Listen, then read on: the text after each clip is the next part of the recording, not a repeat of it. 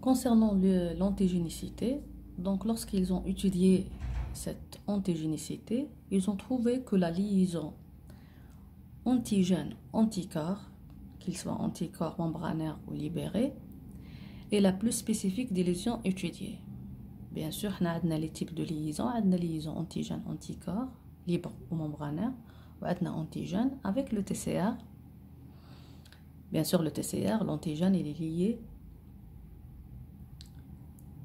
aux cellules présentatrices d'antigènes, après qu'il a subi donc un processus de dégradation, etc. On va voir ça dans les prochains cours.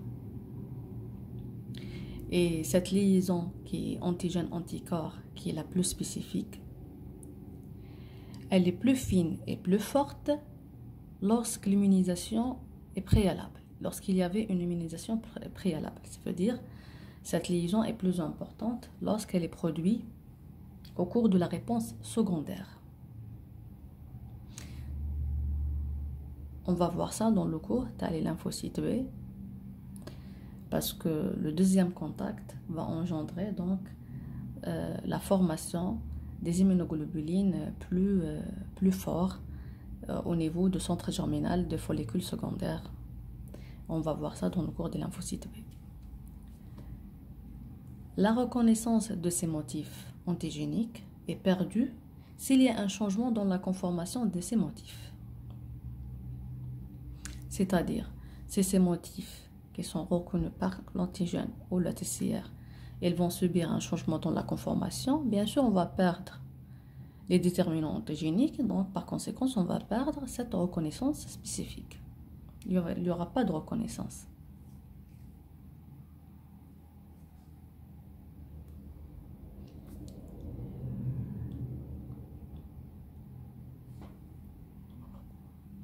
Et quelquefois, on a ce qu'on appelle les réactions croisées. C'est lorsqu'il y a des régions communes entre deux antigènes, ou plus de deux antigènes, l'essentiel entre différents antigènes. Quelquefois, on a des régions communes qui permettent à l'anticorps ou au TCR de reconnaître ces deux ou la trois antigènes. Malgré, normalement, elle reconnaît un seul antigène. Il est spécifique pour un seul antigène. Mais parce qu'il y a quelquefois la présence des régions communes entre ces différents antigènes, il y a donc une partie qui est commune entre deux déterminants antigéniques qui permettent le même anticorps de reconnaître peut-être deux antigènes. Mais il faut mettre dans la tête, il y a un antigène avec lequel il a une liaison forte. Ça, c'est ça l'antigène spécifique. Mais l'autre antigène qui ressemble un peu dans une région, il ressemble un peu à l'antigène à lequel il est spécifique, il va se lier à son antigène aussi, mais d'une liaison qui est moins forte. C'est ça la réaction croisée. C'est le même anticorps qui peut reconnaître deux antigènes. Mais bien sûr, la force de liaison est différente. L'antigène à lequel il est spécifique, c'est la liaison la plus forte.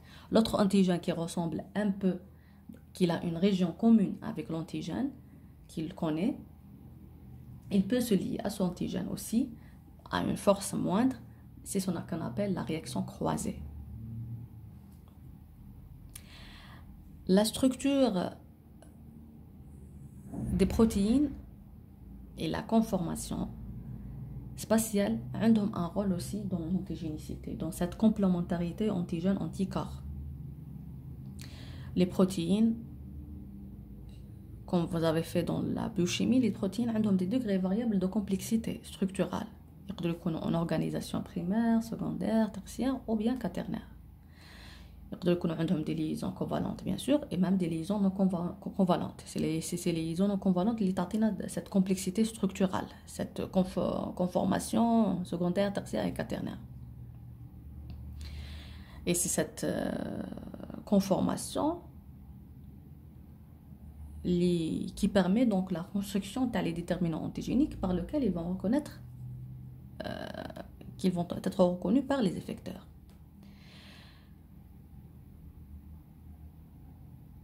Les protéines, ils induisent la formation après administration à l'homme ou à l'animal, l'essentiel après l'administration à un être vivant, d'anticorps précipitants spécifiques à ces protéines. un protéine exogène, on l'injecte à un animal ou à l'homme, il va engendrer une réponse humorale contre ces protéines. Et ils perdent ses propriétés dès que la protéine a été dénaturée par la chaleur ou par d'autres procédés chimiques. C'est-à-dire, si cette protéine a perdu sa conformation spatiale, elle a perdu sa structure par la chaleur, par une molécule, par une solution chimique, il va perdre ce pouvoir d'induction, la formation de ces anticorps précipitants, parce qu'on a perdu la conformation et on a perdu par conséquence le déterminant antigénique, on a perdu par conséquence le pouvoir, l'antigénicité ou le pouvoir de reconnaître ces antigènes, le pouvoir d'entraîner donc cette complémentarité antigène-anticorps. Les liaisons non covalentes ont aussi leur rôle dans le maintien de l'antigénicité. C'est lorsqu'on a, comme on a expliqué les antigènes, lorsqu'on a parlé de lymphocytes B, qui ont la capacité de reconnaître les déterminants conformationnels. On a parlé de déterminants conformationnels, où leur rôle est à la structure spatiale. C'est ça le rôle de les liaisons non covalentes.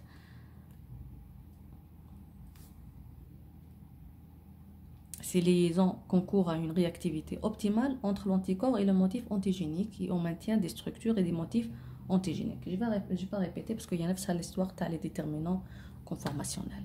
C'est ça l'intérêt des liaisons non covalentes. C'est quoi l'apténisation et les déterminants apténiques? Une aptène est une molécule qui ne peut exercer son immunogénicité qu'après liaison à un porteur.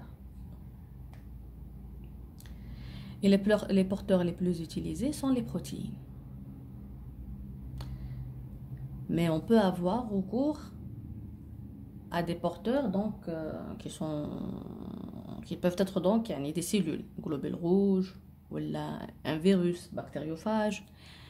L'essentiel, il suffit que l'aptène possède un ou plusieurs sites de liaison covalente avec le porteur. Mais bien sûr, cette liaison ne doit pas altérer l'intégrité structurelle de cet aptène. Et par conséquent, l'aptène, dans ce cas, il peut exercer son effet immunogène. Il peut stimuler le système immunitaire et engendrer une réponse. Le déterminant antigénique apténique peut être constitué soit de la molécule entière de l'aptène ou une partie entre aptène et porteur, ça veut dire le déterminant antigénique ou quelques acides aminés de l'aptène ou quelques acides aminés de le porteur, ou non, c'est l'aptène tout seul, ou une partie de l'aptène, une partie de le porteur, ou le complexe porteur-aptène complément. Dans le cas de globules rouges ou bactériophages, ce sera soit l'aptène, soit une partie aptène porteur. Mais le complexe porteur-aptène, il peut être le cas d'aptène protéine. On ne peut pas avoir un déterminant antigénique où il y a tout le globule rouge ou tous les virus. Non. Le complexe porteur aptène, il peut être reconnu comme le cas déterminant antigénique, sauf si il y a un aptène protéine, une petite protéine. L'immunogénicité d'une aptène est modulée par certains paramètres dans la nature et la structure chimique. La conformation spatiale de l'aptène, la nature et l'orientation dans l'espace de substitution portée par l'aptène, la charge électrique globale. هادو كامل هضرنا عليهم في la partie de l'étude de l'immunogénicité. L'essentiel, aptène, il a besoin d'un porteur pour engendrer une réponse immunitaire. La relation entre la structure de l'antigène et la nature de la réponse immunitaire induite. On a deux types de réponses contre un antigène. On a deux types de réponses entre un antigène. Une réponse thymodépendante